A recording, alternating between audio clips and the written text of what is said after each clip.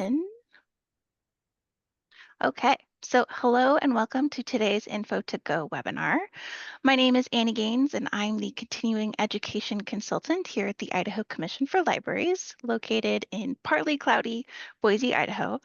Our webinars and other continuing education opportunities are funded by the Institute for Museum and Library Services. Everyone is muted, and we encourage you to use the chat feature to ask questions and discuss with other attendees. As you exit the webinar, you'll be prompted to complete an evaluation. And as always, we appreciate your honest feedback. Today's topic is about passport services at the public library, and our three presenters include Shasta from the Mountain Home Public Library and Christine and Jana from the Kuna Library District. Thank you all for being here to share about this topic. So please take it away. The floor is yours. Thank you, Annie. Oh, appreciate being here. Appreciate being invited to present this about passports. I'm Jana Cutforth, and I'm the director here at the Kuna Library. I've been with the library for about 13 years, and I was able to start the passport program here at the Kuna Library about 6.5 years ago. I'm Christine. I do just passports here at the Kuna Library, and I've been here for about 5 years doing them. And Shasta, do you want to introduce yourself? Yeah. I'm Shasta Hochstrasser, and I am celebrating this month being at the Mountain Home Public Library 11 years. Been director for almost 5 years. And we just started passport services last December. Nice. It's wonderful. I'm going to share my screen. We have got a PowerPoint presentation for everybody to see as we talk about it. So first we wanted to start out talking about the why. Why would a library want to become a passport acceptance facility? We came up with a few reasons. So the first one is to enhance customer service. We all know that libraries are trusted public institutions known for serving community needs, and by offering passport services, it fills a gap in communities with limited access to those government services.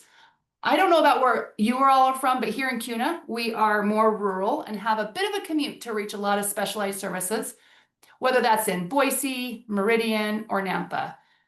We also have transportation issues being this far out, where if you don't have a car or access to a driver, some of your needed public services can be limited. Here is sorry, my slides. I got to remember to punch those. Here's a map just showing you some of the distance people either travel to the Kuna Library for passports or how far we are from other passport services. You can see Mountain Home is pretty far from us. It's about 50 miles or 53 minutes-ish, depending on how fast you drive. But we are about 10 minutes from Meridian, so it does take a few minutes to get anywhere. We're pretty rural out here. It also helps, so being customer service also helps people of all demographics, such as students, families, travelers, immigrants, and really anybody. They can come out and access this government service from us. And lastly, it increases convenience by providing a one-stop location for public services. So when you come to the library, you can use a computer, you can check out a movie, you can get your passport, you can attend a program, then you can head home and your day's complete. Take a nap if you need. The next reason that you might want to become a passport facility is it increases the foot traffic in your library. Passport services can bring new visitors who may not otherwise use our library. So on a daily basis, I hear from customers coming to get their passport, I haven't been in a library in years, or I haven't been in a library since I was a child, and I always welcome them back. Welcome back to the library. I had this cute young couple come in for their passport. And as we were doing their passport, we realized that the wife, she needed more documentation. So she was going to run home and get her documents. And the husband stayed, and I finished up his appointment. And once we got done, I said, if you want to go ahead and look around the library, you can go ahead and look around, because it's kind of boring to just sit here and stare at each other.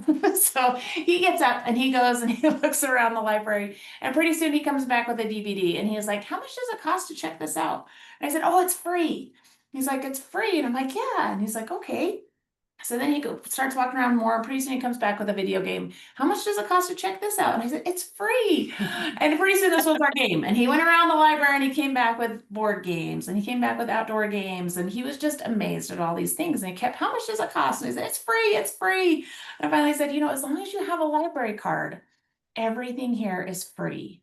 And he's like, well, how much does it cost to get a library card? And I said, it's free. And he was so astonished. And he thought it was the best thing ever.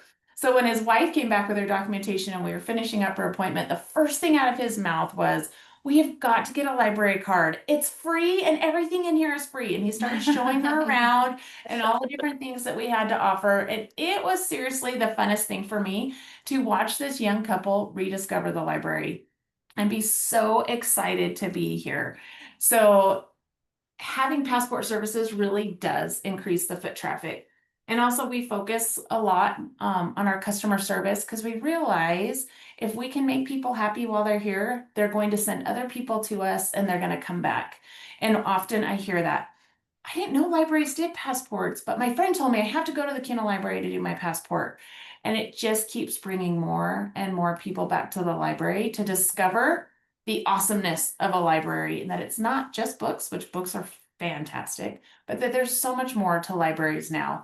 And it's been a really great thing for our library. Another big factor is that oops, my bad. I did not mean to turn this off, but I want to hit this one. Another big factor is it generates revenue. So libraries are often under budget constraints, as you all know. And as a passport acceptance facility, we can charge execution fees, which are currently $35. I have a slide of, this is the Kuna Library over the past 5 years. Back in 2021, when we started stats, you can see in blue that we budgeted pretty low and our actual was a very nice, almost $50,000. And then you can see that it steadily has increased from there. And we're just still trying to play that game of figuring out the actuals with the budgets. But it has done so much better than we ever anticipated. And this next slide is what we have made, the Kuna Library has made in income, less payroll for people like Christine that are just passport only staff, supplies such as photo paper, ink that are specifically only used for passports, and the postage. And we are bringing in almost $500,000, so about $100,000 per year. So it's done very well for the Kuna Library. And as you can see, we reinvested some of this addition into a new addition at the library. We did about 2,000 square feet. It included a passport services office. We'll talk a little bit more later about where what our space looked like prior to this office. But we also got community spaces, study rooms, and it's just so fun to have something new and have passports benefit us that can help us with that. Okay, so now let's talk about supporting library advocacy. By offering essential high demand services like passport acceptance, it demonstrates the value of libraries beyond the traditional roles. Just like Chris said, we are more than books. Every library is different. Some offer telehealth, some have meeting spaces for all sorts of community events. Currently, we actually have early voting here at the Kuna Library. People can come in and do early voting. We often have blood drives. We have the Department of Labor come in. People can come use study rooms, GED help. The list goes on and on. You know what your library offers. The list is enormous, but it definitely supports library advocacy, offering things other than just books, right? And then Shasta can talk about things her library does. Yeah, so we often see families needing to submit applications for minors. Having our 3D printer in the office where we do passport services has proven helpful in capturing children's attention while the parents complete the required paperwork. So we keep a basket, if you see in the picture, of completed 3D prints specifically for this purpose. And sometimes we even sell a few of these items, which also add revenue from the application process. During passport appointments, whether I'm observing or conducting them, I often ask patrons when they last visited a library too. I genuinely want to know their impression of the library now, and it gives me an opportunity to promote what we have to offer. It's lovely to see their faces when I mention various programs and resources. One example, recently a Boise resident actually came over to Mountain Home because everywhere else was booked in town, including Kuna. and and they mentioned that they have a Boise Library card, and I informed him that, well, we're part of the Links Library Consortium, so your card is good here. And that was exciting to also promote our connections with other libraries. Um, so I was excited about that. And we also see parents get excited when we do various programs. I can remember we had our open mic night that we partner with our Arts Council, and it just so happened their appointment lined up with the time for the open mic night. And so they stayed a little bit and had some popcorn, and it was enjoyable to see them not just get their passport, but also enjoy library programming. Awesome. Awesome. Another thing we thought about for supporting library advocacy, it also demonstrates how libraries can be multifunctional civic centers, justifying funding and political support. We all know that proving value to our legislators is important and critical, and so maybe this is one way we can help support that effort. And the last one we wanted to talk about on the why is utilizing existing infrastructure. So libraries already have trained staff accustomed to working with the public. We have secure spaces that can be adapted for appointments, and we have convenient hours and central locations. So all of this makes it relatively easy to incorporate passport services without major operational overhauls. And Shasta sent some pictures about with what her office looks like. Yeah, so this is actually my director's office, and we felt like it was the best space to utilize for passport service, just because a lot of times we get families that have little kids, and sometimes the parents want to keep them contained, so we usually shut the door. And that way, it also helps them feel at ease, because you're dealing with, their important documents, and you don't want it out in the open for the rest of the public to see. All right. And then some of their supplies that they've got. Yeah, I'm such a visual that I like to see what all is involved. And so you'll notice that we have to have a supply of mailing envelopes. We need to have file cabinets that lock. We have to have template because we also do passport pictures. So we have the template to measure, and we also have a measuring tape if people forget how tall they are, and receipts and that sort of thing. Excellent. Awesome. Before we move on to the how, does anybody have any questions or need further clarification on why it benefits a library to become a passport facility? Annie, if anybody, is there anything in the chat that we need to? Nothing yet, but I can let you know if things pop up. Okay, excellent. All right, well, if there's no questions yet, then we will move on to the how. How do you become a passport acceptance facility? First one is eligibility. So you must be a public institution or a government-related entity, such as a court of record, a post office. Many post offices are passport acceptance facilities, libraries, clerks of court, and then some universities or other government-affiliated offices. And the next one is an official request. You must submit an official request. So I just did this last year, and in order to for the National Passport Center to designate a passport agency, they must determine that the community has a demonstrated need for an additional facility. And initially, the previous Mountain Home Library director had investigated to see what the process would be to becoming a facility back in 2019, and inquired with the regional office, which is in Seattle. And their response concluded that any new designated site requires certain, was only considered based on critical need. So current demand in the area is one thing that they look at, population levels, and the distance to existing facilities.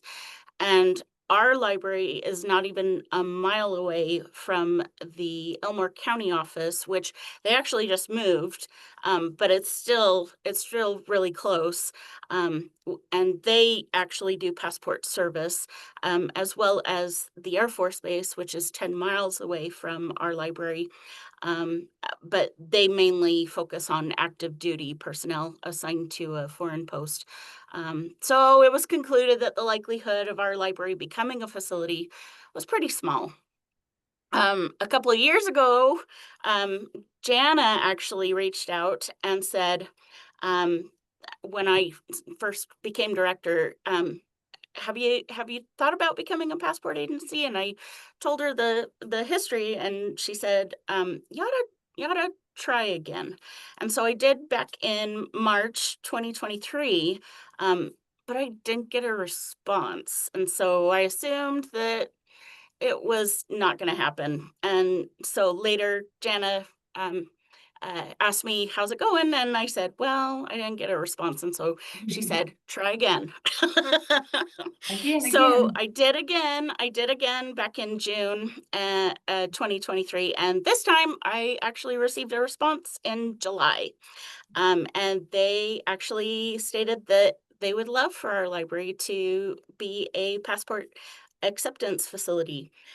So the first step was I had to complete several forms, including information about our facility, what hours we can accept applications, customer amenities. Can we get someone with wheelchair access into the office?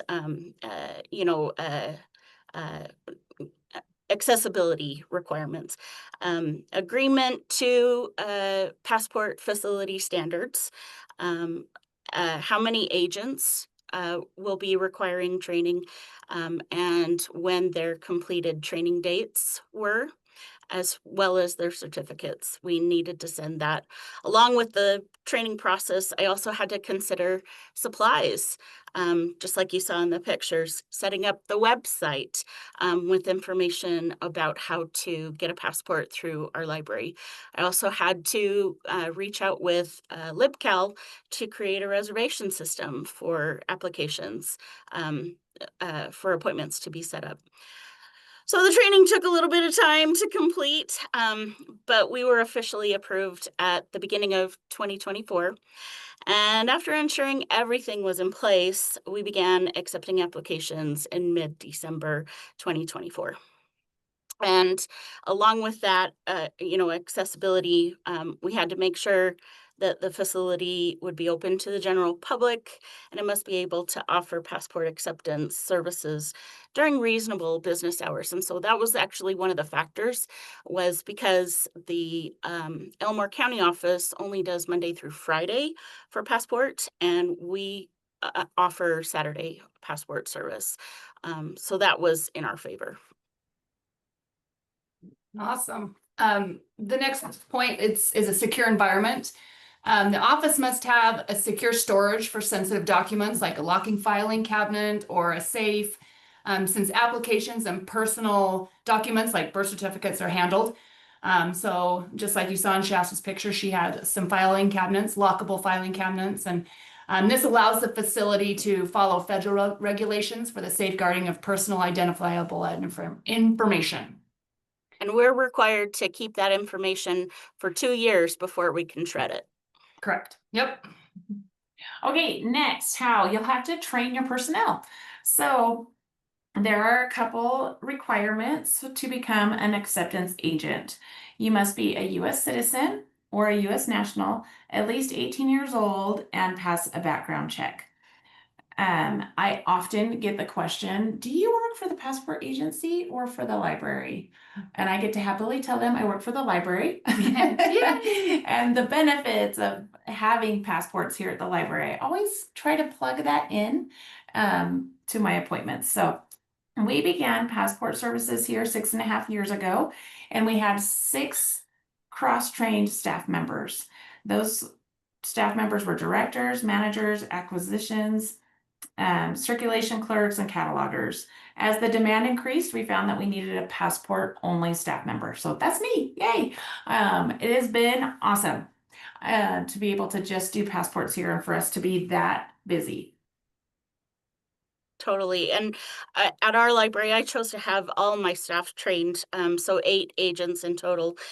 We currently have 17 appointment slots available. And so with each week, with staff fluctuating as far as leave and sick leave and that sort of thing, it's nice to have substitutes available to take over when staff are out.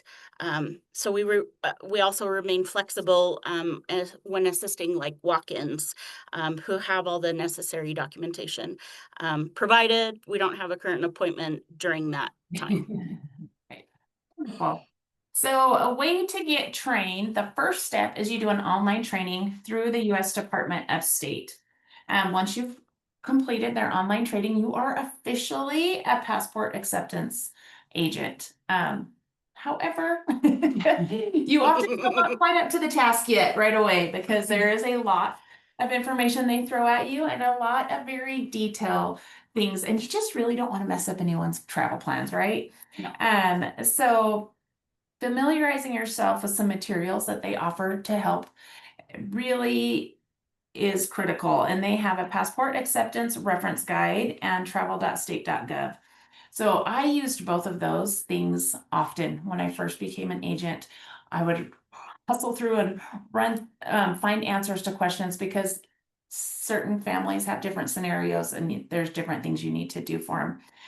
We also receive a periodic newsletter from the passport agency with updated information that also helps you to be able to navigate through the appointments, which is amazing.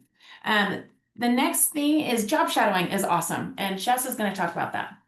Totally. So when we were going through the process, my staff especially felt overwhelmed with all the reading material and knowing all the ins and outs. And so I reached out to Jana and said, can we come job shadow you? Can we watch the process be done?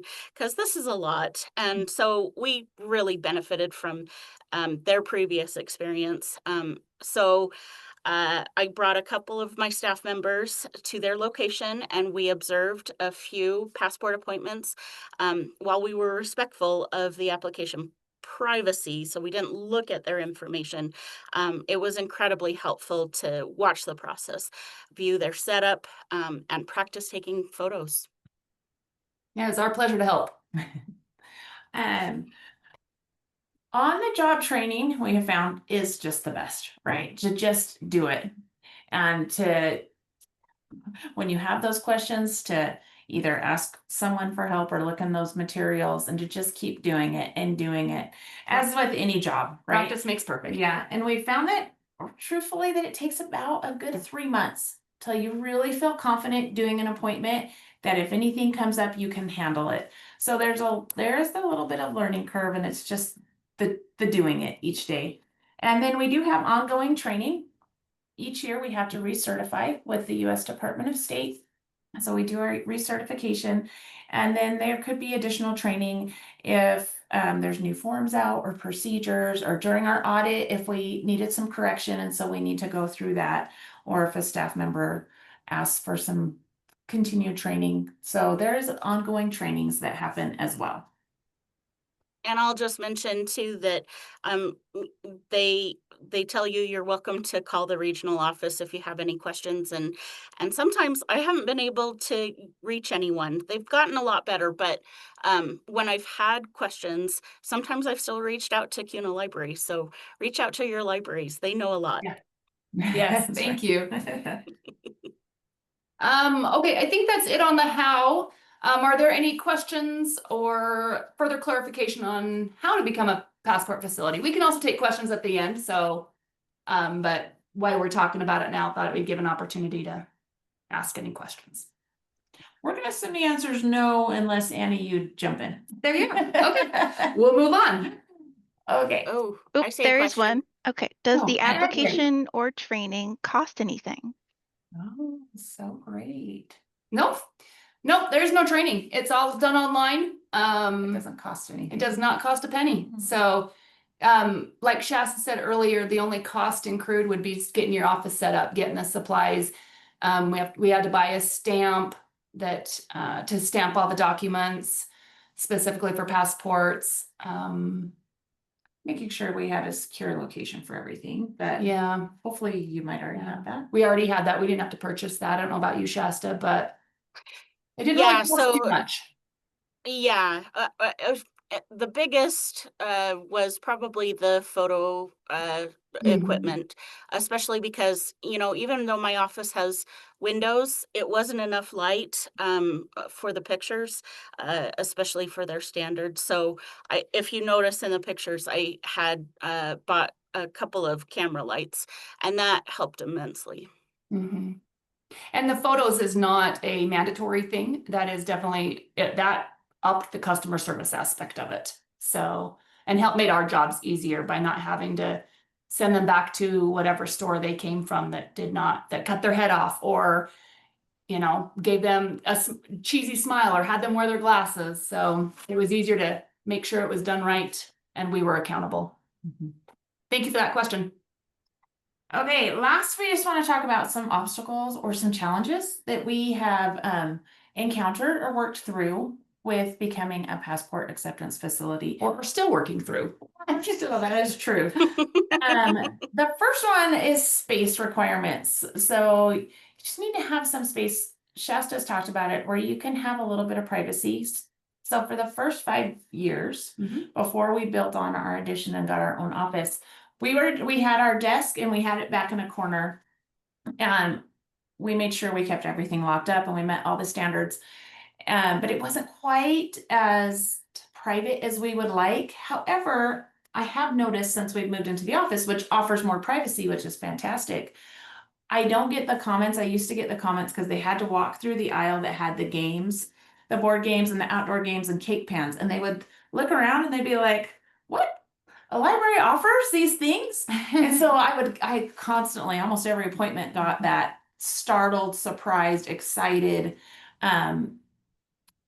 about what a library has to offer. Now they don't go deep into the library anymore. So we missed that, but it's really nice to have, like Shasta mentioned, a room that we can shut the door if we need to. Kids can be a little more relaxed. It makes it for a much more relaxed atmosphere. I hear from people all the time, oh, this was so nice to be here at the library. So much more comfortable with my kids. So there's benefits in both ways of having the desk out in the library, but also having a more private area. So we've just kind of worked through that. So we bring yard games into Christine's office. Let's play bocce ball. And they don't really love us then. Not really. The next was photo services, but Jenna talked about that, and Shasta. So we didn't offer photos. You would need to come with your own photos. And often I would have to send people away to go get retakes. And if they could make it back while I was still working, then we could do their appointment. If not, they'd have to reschedule. And some people would wait weeks to come in for their appointment. And it was just so devastating to them. And, mom and dad would both take work off to get there. And so we just finally decided, you know what? Let's do it. And we can be one-stop shopping. And people love that. They really compliment that they can just come and do it all in one, and then they can have the confidence that it's done correctly as well. So that has helped, and it's an added revenue for us. It's an extra $15 that we get for our library. So that's wonderful. On the next one. The next one. Oh, popular appointment times. Unless Shasta, do you have anything to say about photos? Sorry. Well, I was just going to, say the same thing in terms of, I mean, I had a family with an appointment just this week where they had gone over to Walmart to get their passports done, and while their kids' photos were fine, they had cropped the dad's head, and so I said, okay, so here's your conundrum here. Do you want to go back to Walmart and get it redone, or we can take it right now? And he said, just take it right now. So a lot of times when we see those, occurrences, it's been helpful for them to feel like I don't have to leave and then come back. Yeah, for sure. Okay, so popular appointment times we have found. We do right now, we're kind of in a slow season, so it ebbs and flows. And we do 44 appointments a week right now. In our busy time, we were up to 76 appointments in a week.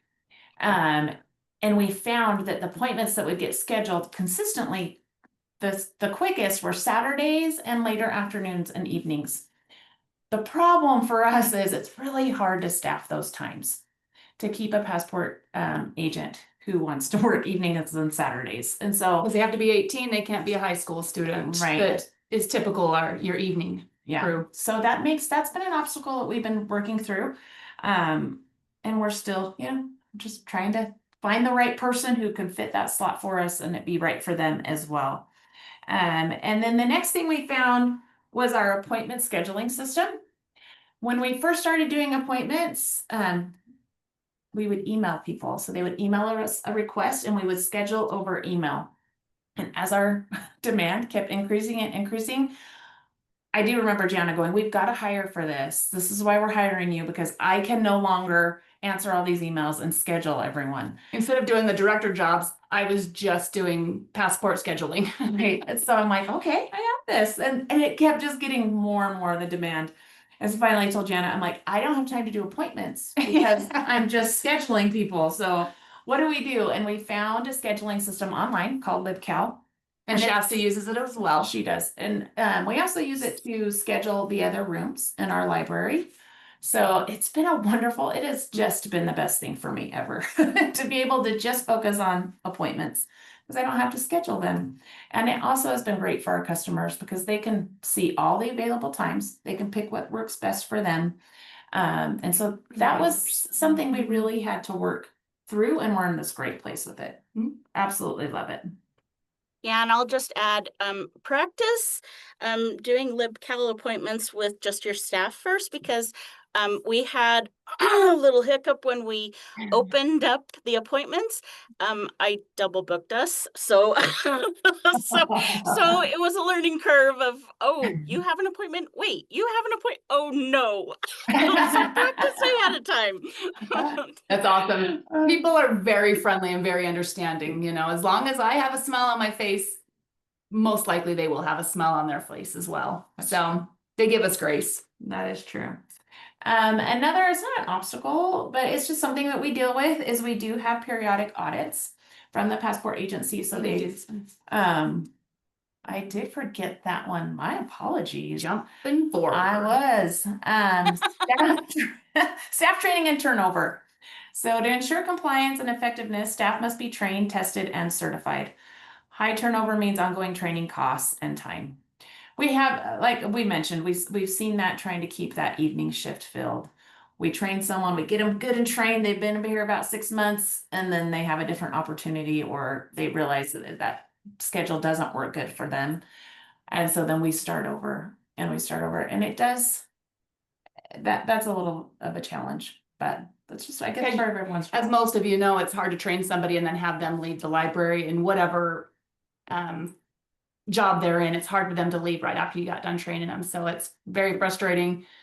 About 6 months, and it's like, no, please stay longer. Right, I just start they're feeling gone. real good. They all feel good, and then they leave. It's like, I don't know. Yeah. So that has been then- an obstacle for us.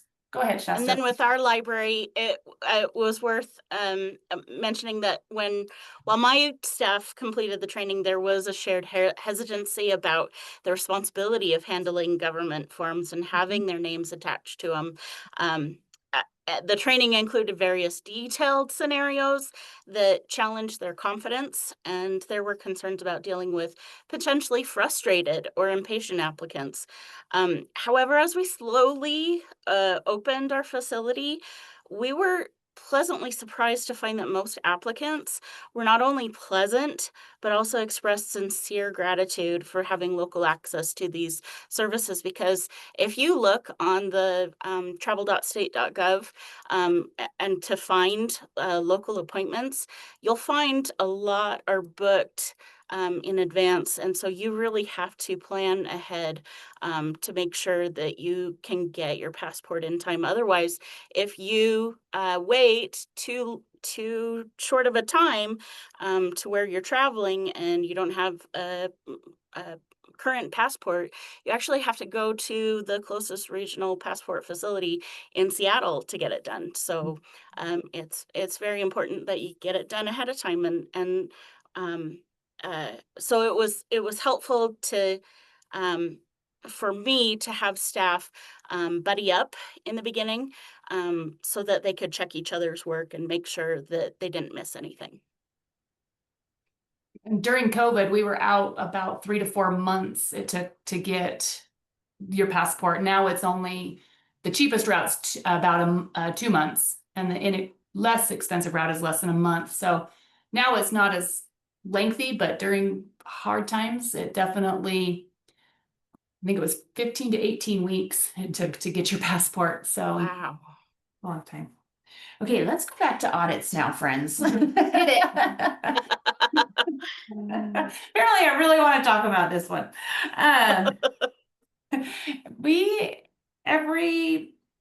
We're all subject to regular audits and evaluations. So they'll come down and they'll check out how we do everything and make sure we are complying to all of their rules and standards.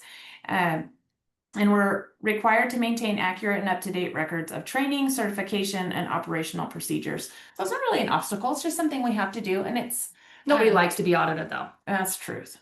That is true.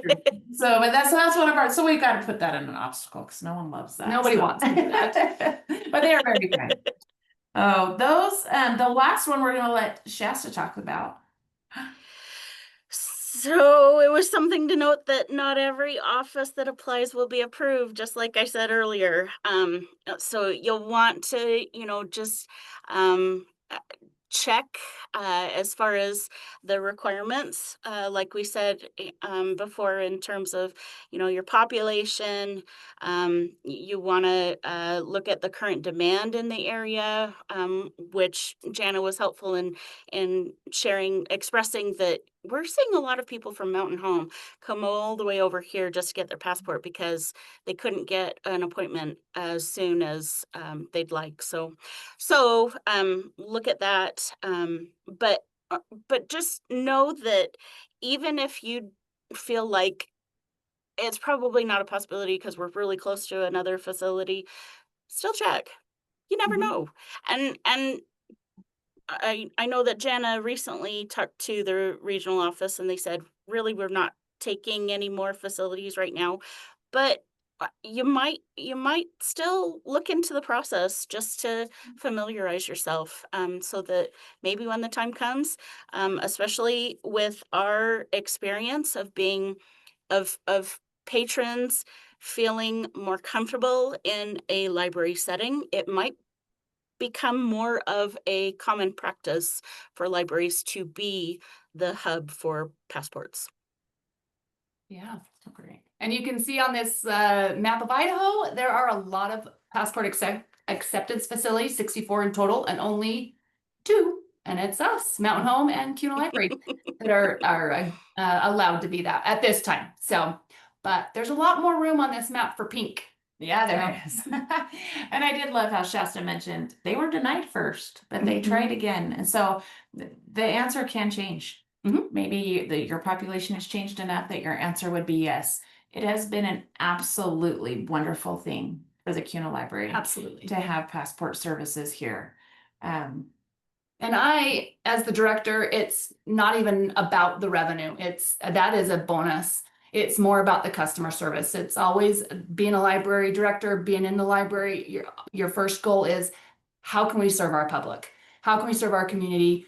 And then the revenue is just an added part to it. But it's wonderful to be able to have people come in from all over that haven't stepped foot in a library in ages. It's just been fantastic. So that's my biggest takeaway, is it's just another customer service way to get them in here. It's amazing.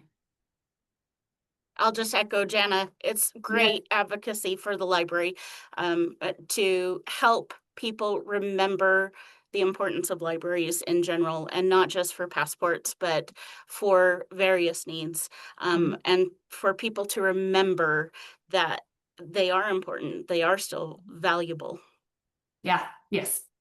Excellent. All right. That is what we have for the presentation.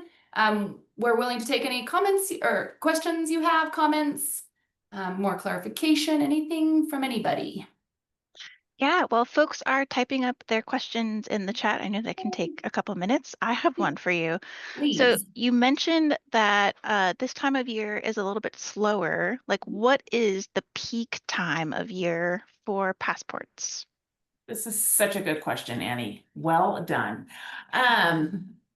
We have found, so about the beginning of the year in January, February, it starts just blowing up because people are getting their passports to go on spring break. And then it kind of slows down just a little bit, the end of March, beginning of April. And then people start coming in again because they want their passports to vacation over the summer. So if you want to get your passport sometime when it's not crazy town and you don't have to wait forever to get an appointment, September's really good and October, because everyone's done their traveling, most people, for the year. So they're not thinking about getting their passport. So that's the cycle that we have found here at the library. I don't know if Shasta has found the same thing. Yeah, we haven't done it long, but I have noted that there is a wave, but I will also note that some people have been opting to get their passport as opposed to their star card. So that's another factor in how frequent we get appointments, just for the need to travel in general, just in the country and not just around the world. Yeah, that is true. A lot of people couldn't get into the DMV. So we were getting inundated because the passport is a real ID. So we were getting so many there for a while. It's slowed down on our end here, but for a while, yeah, everyone was just, they needed a real ID. And so they were coming in for that. Yeah, great point, Shasta. I have another question for you. So for each appointment, how is it like a standard set time that these passport appointments are? And if so, what amount of time is a passport appointment? Yeah. So we do set our own time frame. So each facility sets their own time frame. We do appointments every half an hour. And we can do up to 3 applications in that appointment time. So up to 3 people in that half an hour. A family. It's a family, not 3 strangers. Truth. That is truth. Yes. Up to a family of 3. Right. And so I've had families of 6, they just take the 2 appointments right by each other and they all come in and we get them all done. But it takes if you come and you are prepared, truthfully, a passport appointment takes about 15 minutes. So. But it leaves us room to fix any errors, run and grab a check or money order if you forgot that, take your photo. Oh, now I'm out of photo paper, so I need to refill that. It allows you time so you're not late for the next appointment. Yeah. How about you, Shasta? And since we're still fairly new in the process, I put a buffer in. So we just offer 3 times for appointments. And then I put an hour buffer in between, because there are times where we get even though we set it at 2 people per appointment, there have been times where people will come with their children and say, can you do all 5 of us? Mhm. So, and so you have to take into account of, yes, we can, as long as you have everything, but it might take you a little bit more time, especially if they need their photos done. You know, we recently just had a little boy who he was throwing a fit. And so to take his photo took at least a half an hour before we finally got a picture in. So you have to factor those occurrences where sometimes you have to have that buffer of time in between. And yes, there have been times where they had to go get a money order because they thought cash was going to be accepted. The feds are very particular. It's either a money order or check. I've had to teach people how to write a check or actually fill out a money order. So you have to take into account those factors as well. We have had parents take the camera and take the picture themselves because the kid was not going to have anything to do with me behind the camera. So here, take the camera, help yourself. I'm going to step out of the room. So we have a great question in the chat. Is there anything regarding your passport services at your libraries that you'd like to implement, but haven't implemented yet? That is a great question. I'm feeling very spoiled with this new room, and I do think that was probably one of my biggest was the space. Our space wasn't ideal. It was what we had at the time. So I will say, Yeah, I'm pretty jealous. Right? I know. hey, it took us 5 years, Maybe. Shasta. I know, I know. I It will just have to happen. hurry and wait. Hurry and wait, hurry and wait. To kind of answer that a little bit more, Annie, is those kind of are challenges that we've worked through to this point where I feel like we're pretty solid. I have people who have come and been like, I already went to somewhere else, some other location, and they turned me away because I didn't have my copies. Because you have to have copies of all your documents. We do that for people. That's something that we're like, that is an extra service. We can help people. We do that. We do the photos. That's a reason people get turned away often. If they don't have a check or money order, they get turned away. And we here have the leniency of being like, go get it and come back. And we'll help you today, which leaves such a great taste in their mouth for a library to where other locations can't do that. And they just, sorry, you're going to have to make a new appointment. Well, I just waited a month for this appointment and now you're turning me away. So we did those things. We do the copies, we do the photos, we have a nice secure location now. I can't really think. We have, entertainment for kids in here. We really do have these little cute little tubs that have books and toys so that families can feel comfortable in here. I'll probably think of something later that like, oh, I should have said that. We want to implement that, but I can't think of something right off the top of my head because it's been evolving to this point in the last 5 years. Yeah. I feel like we're in a good place. So I hate to say that because now people are gonna be like, no, they should. We're very grateful. We really are very grateful. So Thank you for that question. yeah. What about you, Shasta? Is there anything that, as you're newer in the process, is there Yeah, anything you're thinking of adding on down the road? more staff. honestly I feel like, especially we had the past 2 years the opportunity to partner with the University of Idaho and the commission to have a digital navigator, and so that helped to free up my staff to be able to take passport applications, and now we're feeling very swamped, and so let's just say I'm going to advocate really hard for the library to get more employees because it's needed and it shows. Yeah, and as a director, I'll piggyback on that, Shasta. As a director, I only do one, maybe two passports a week just to keep me in the game. But that's why I hired just a passport only agent, is because the demand is there, the need is there. We still have 4 other agents that are cross utilized. I have my cataloger, my courier gal. We have one at the front desk that also does ILLs. So we have many different, but they only do maybe 4 or 5 a week. So Chris definitely takes the bulk of ours, but more staff and dedicated staff, right? That would be ideal. Ours would be evening and Saturdays. That's probably one that I really strive for, because I think they would be filled. They would, because I've looked at other locations to see when they offer, their appointment times, how they do it, just kind of see how comparable we are to them. And they also can't offer those late afternoon or Saturdays. And so, like you talked about, Shasta, your Saturdays was a big deal for you. It will just help the library more if we could keep Post that. offices are closed at 5. Government offices are closed at 5. That's the benefit of a library. We usually are open later. So Yeah. that's a goal of ours. Thank you. There you go. That's our answer to Annie before. There you go. I knew we'd get there, Annie. Well, and I'll also mention too that it's also helpful to have bilingual service. And I Oh. know Kuna Library did as well. And so that also helped with our application process to be accessible to those that, again, can't meet any day other than Saturday and can't speak English, can only Yeah. speak Spanish.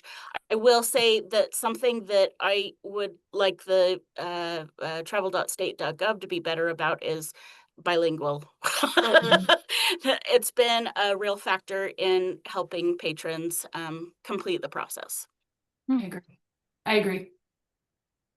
I have one more question.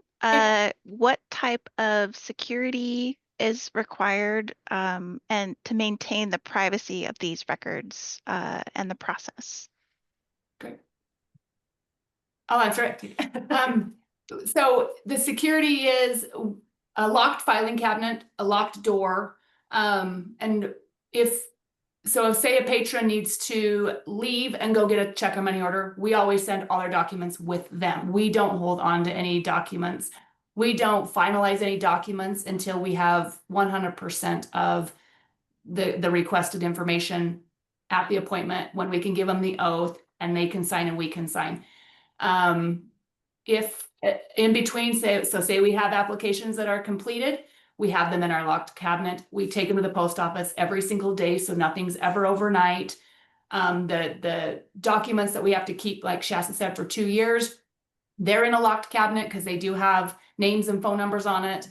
And it's in a locked room, so it's under 2 lock and keys. What am I missing, ladies? Yeah, so I don't ever leave anyone in my office without me unless I've locked everything up. And even very rarely then do I even leave them in here. Yeah. And whenever I leave, I always shut my door and it's locked. Excuse me, because we do take it very seriously that we are dealing with people's information. And we don't want any issues or problems with that. So everything has to be under lock and key. Yeah, usually I'm in my office, so if one of my staff is doing the appointment and have to leave to make copies or something, I'm always in the office. But yes, to have it under lock and key, it's in a locked file cabinet, but it's also in my office, which can be locked as well. So yeah. Love it. There is a follow-up question about bilingual resources for passports. So are there any bilingual resources like paperwork and forms that are required to bring to these appointments that are already available? Like Shasta said, they need to do a better job at it. There's not. It's all in English. They do require, take it as you will, a translator. They need to bring their own translator. We have used Google Translate with a customer before, or a staff member that is bilingual. They'll come in and be able to translate. But travel.state.gov, passport acceptance, they don't.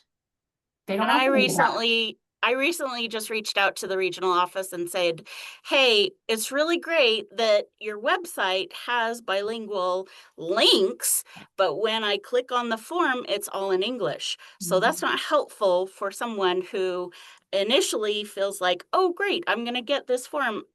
I don't know what this says. Yeah, it's difficult. It is. Yeah, that is frustrating. Even just like a a guide version that Yeah. was sort of translating it, and then they would sort of put that information on the English form. Would be I useful. will say, so we had a lady who did passports too. She was she was the opposite of me schedule. She just did passports. So she did the evenings and Saturdays, and she did them for a while, and she was our bilingual. She's awesome. And she does work for health and welfare here in Boise, and she will call quite frequently, and she is helping people get their passports, and she still does that translating and help. I just actually got a text from her a couple days ago. Hey, your Monday appointment at this time is so and so, and do they need this? And they're bringing a translator. And I love that there are different agencies and helps around, and that she's still offering that help, because that's what we want, is to help the people in our community. Yeah. So it's great. Mhm. Annie, I'm going to throw up our contact information. We can still take any questions, but want to put that up there long enough. If anybody wants to jot anything down, feel free to contact any of us. If you've got any questions about how or why or anything, we'll gladly answer. Awesome. I'm not seeing any more questions in the chat. This was a really wonderful presentation with like excellent information. And it's so great to see libraries supporting libraries and, you know, figuring out this new service and learning from your experience. It's wonderful. Well, thank you inviting us. Yes, thank you. We really enjoy it. Like I said, it's all about the customers and just ways to help. So thank you for allowing us to talk about our library. Yeah, that looks like there's someone in the chat that got their passports done at Kuna Library. Oh, another person, they got their family's passports done at the Kuna Library, and it was a You 10 helped out of pay 10 for this experience. now. Thank you very much. Hey, It's really a word of mouth marketing tactic that Yes. we see it here at Mountain Home too, of people saying, so I heard you guys did passport, and I'd rather come to you guys than actually go to the courthouse. We'd rather have you here, right? Right. We'd rather have you here. Yes. Mhm. Oh. Thank you. Awesome. Well, thank you so much for presenting. Thank you so much, everyone who's attended. As I said, as you exit, you'll get directed to a survey, and we'd love your feedback. But other than that, I hope everyone has an excellent Thursday. All Thank right. you. Thank Thanks, you, Annie. everyone. Thank you.